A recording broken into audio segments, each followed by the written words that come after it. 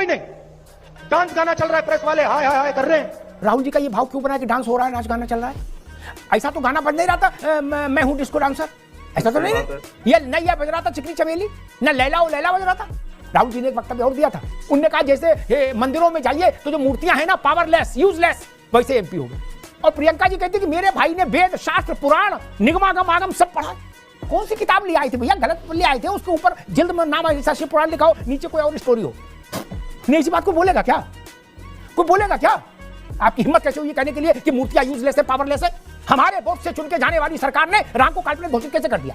जवाहरलाल जी से लेकर राहुल जी तक सब बाबर के मजार पर गए और वहां अकीदत पेश की, अगरबत्ती और बताशा चढ़ाए, लेकिन आप कोई भी इनमें से ₹1 का बताशा लेके दोने में और एक धूप बत्ती दिया लेके अयोध्या नहीं गया। ये सवाल नहीं पूछे अमिताभ जी। देखिए जो ये कह रहे हैं बाबर जी की बात, बाबर जी नहीं भाई, अरे अब कहां कौन कहे बाबर से डर रहे हो? ओसामा जी, बाबर जी, नादिर शाह जी आए थे, उनका इस्तकबाल हुआ था। समझ गया नहीं, कुछ तो कनेक्शन है। ब्लूटूथ ऑन कैसे हो जाता है अचानक से? वेल हेलो एवरीवन, स्वागत है आप सभी का द लॉजिक डिबेट के एक नई और कमाल की डिबेट वीडियो में। तो दोस्तों आज की इस डिबेट वीडियो में देखने को मिलने वाले हैं राष्ट्रवादी पत्रकार अभिनव अग्निहोत्री और दूसरी तरफ कांग्रेस की प्रवक्ता राहुल गांधी। दोस्तों राम मंदिर में जो प्राण प्रतिष्ठा हुई थी उसके समय में जो उत्सव हुआ था तो उसे राहुल गांधी ने नाच गाना बताया। इसी को लेकर आज ये डिबेट वीडियो चल रही होती है, जिसमें एंकर अभिनव अग्निहोत्री ने विवेक नारायण और राहुल गांधी को जो धोया है उसे देखकर आपको काफ़ी ज़्यादा मजा आने वाला है। तो बिना किसी देरी के वीडियो को स्टार्ट करते हैं। भगवान राम की जन्मस्थली अयोध्या और उनके जन्म स्थान पर बना भव्य दिव्य और नव्य मंदिर, उसमें जो प्राण प्रतिष्ठा का कार्यक्रम हुआ, उस प्राण प्रतिष्ठा के कार्यक्रम को कांग्रेस के सर्वे सर्वा राहुल गांधी जी ने नाच गाना घोषित कर दिया, मोहर लगा दी, फाइनल कर दिया, बोले नाच गाना था, नथिंग एल्स। बताइए, नाच गाना बता दिया। मैं तो हैरान हूं, ऐसे विचार आते कहां से हैं और ऐसा दुस्साहस भी कहां से आता है मन में कि लोगों को राजनीति करनी है, जनता के बीच में जाकर वोट हासिल करना की कवायद करनी है, उनमें इतना दुस्साहस आ जाए कि वो करोड़ों करोड़ हिंदुओं की आस्था के पवित्र पीठ को और पवित्र कार्यक्रम को घोषित कर दे कि नाच गाना है, नौटंकी है। राहुल जी का ये भाव क्यों बना कि डांस हो रहा है, नाच गाना चल रहा है? ऐसा तो गाना बज नहीं रहा था मैं हूं डिस्को डांसर, ऐसा तो नहीं है। ये नहीं बज रहा था चिकनी चमेली, न लैला ओ लैला बज रहा था, ऐसे गाने तो बजे नहीं, तो क्यों बोला? सब जानते हैं कि इस शब्द को लेके राहुल जी का ये भाव नहीं था। ये तो मुद्दे लगा। आपकी सरकार मनमोहन सिंह के समय में आपकी सरकार ने लिखत पढ़त में एफिडेविट दिया था, मुंसिफ क्या नहीं सुप्रीम कोर्ट में, कि राम का अस्तित्व तो नहीं है, ये काल्पनिक पात्र है भारत के लोक जीवन का।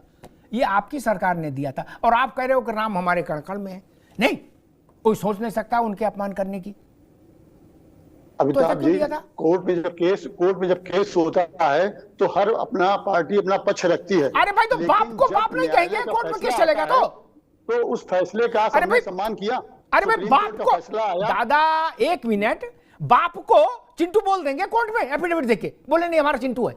बाप को ऐसा तो नहीं कर सकते ना, बाप तो बाप ही रहेगा, कोर्ट में केस चले चाहे अंतरराष्ट्रीय न्यायालय में केस चले। भाई कैसा भी मुकदमा हो, मैं अपने परदादा को, परबाबा को, पिता को काल्पनिक बता दूंगा? मैं मूर्ख हूं क्या? कैसे बता दिया भारत की सरकार ने?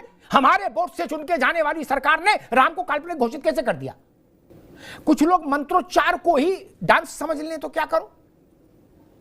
नहीं, भस्मारती जो होती है उज्जैन में महाकाल की, उसको कुछ ऐसे लोग देख ले तो वो कहेंगे ये किस किस्म का डांस है?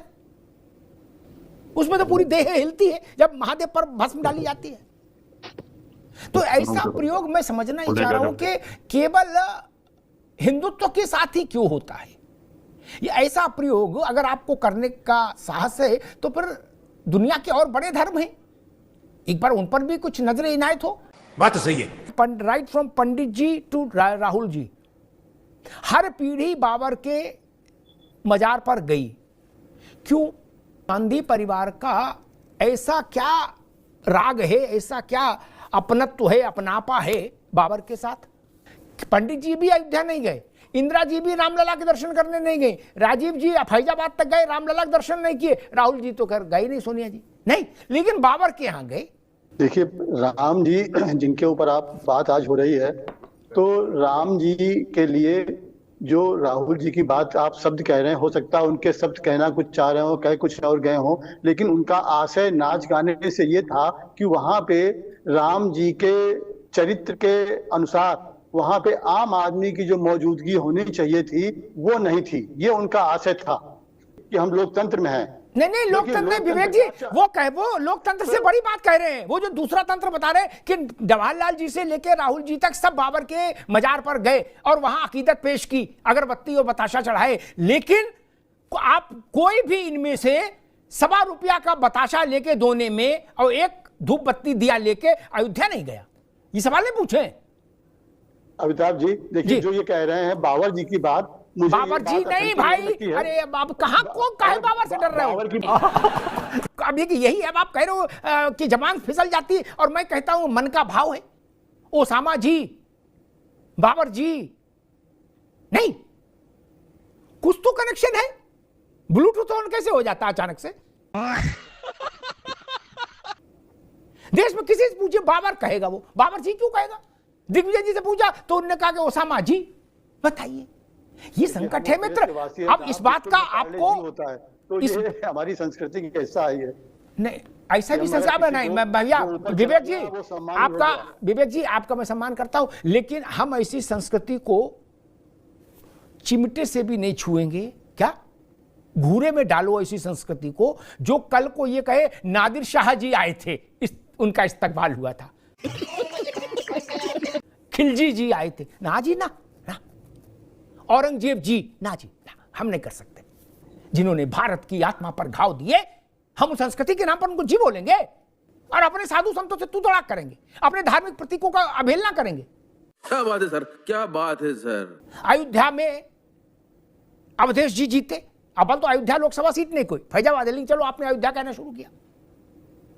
वो दलित समाज से हैं, लेकिन राहुल जी ने उनका किस ढंग से उल्लेख किया, बोले अवधेश जीत गया वहां, उसने अयोध्या में सबको पटक दिया। अवधेश, ऐसा लग रहा है जैसे 2 साल का बच्चा, 82 साल के हैं अवधेश, बताइए। और दलित, उनके साथ ऐसा व्यवहार आपका? अरे सब जोकर कहीं का। समझ गया मैं। और यहां बता रहे, बोले अयोध्या हार गए तो मंदिर बंद कर दें, ताले लगा दें, उसकी जगह अवधेश जी का मंदिर बना दें। क्या चाह रहे हो? या मुईद खान की दरगाह बना दें जो रेप में पकड़ा गया? क्या चाहते हो भैया? अयोध्या में ताला लगा दे मंदिर में, चंपत राय से कहें चलो भाई आप जाओ, है? जाओ अपना कंबल अंबल समेटो, जाओ। क्यों? बोले कांग्रेस ने घोषणा कर दी, सपा ने घोषणा कर दी, अवधेश जीत गए। अवधेश के चलते अयोध्या है क्या, या अयोध्या के चलते अवधेश ऐसे लोग हैं? बार बार वही बात। राहुल जी ने एक वक्तव्य और दिया था, अब फिर आप कहेंगे तो आप जैसे लोगों को उनको पढ़ाना चाहिए, उनकी ट्रेनिंग लो, कोचिंग दो। उन्होंने कहा, वो बताना चाह रहे थे कि भाजपा में जो एमपीज हैं उनकी कोई हैसियत नहीं, वो बिल्कुल गुड फॉर नथिंग है, बिल्कुल लल्लू है, सारी पावर मोदी ने ले ली, ऐसा कहना चाह रहे थे। उन्होंने कहा जैसे मंदिरों में जाइए तो जो मूर्तियां हैं ना पावरलेस, यूजलेस, वैसे एमपी हो गए। और प्रियंका जी कहती कि मेरे भाई ने वेद शास्त्र पुराण निगमागम आगम सब पढ़ा है। नहीं, मार्कंडेय पुराण भी पढ़ा और शिव पुराण भी पढ़ा और मत्स्य पुराण भी पढ़ा और ब्राह्मण तैतरीय भी पढ़ा। नहीं, कौन सी किताब ले आए थे भैया? गलत ले आए थे, उसके ऊपर जिल्द में नाम ऐसा शिव पुराण लिखा हो, नीचे कोई और स्टोरी हो। नहीं, इसी बात को बोलेगा क्या कोई? बोलेगा क्या? आपकी हिम्मत कैसे हुई कहने के लिए कि मूर्तियां यूजलेस है, पावरलेस है? सबके सब चोर हैं। आप ऐसा ईसा के लिए बोल सकते हैं क्या? पैगंबर के लिए बोल सकते हैं क्या? है साहस? जिस परिवार ने देश में 45 साल शासन किया, उस धर्म प्राण देश के उस फर्स्ट पॉलिटिकल फैमिली ने रामलला के दरवाजे जाने की कभी जरूरत नहीं समझी। दुनिया में घूमे, चरारे शरीफ से लेके देवा शरीफ तक, क्या अजमेर शरीफ से लेके और सलीम चिश्ती की दरगाह तक, अगरबत्ती धूप बत्ती लेके, क्या सर पे वो डाल के, लेकिन वहां नहीं गए।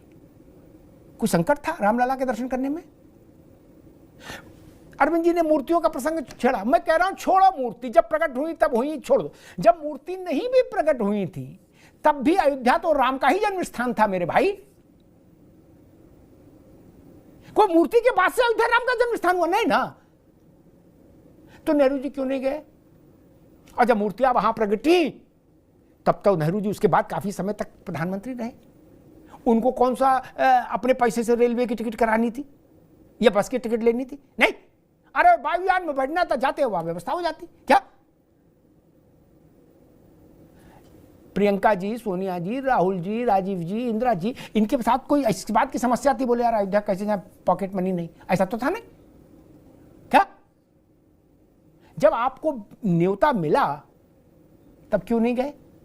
आपको तो न्योता आया था ना, क्यों नहीं गए?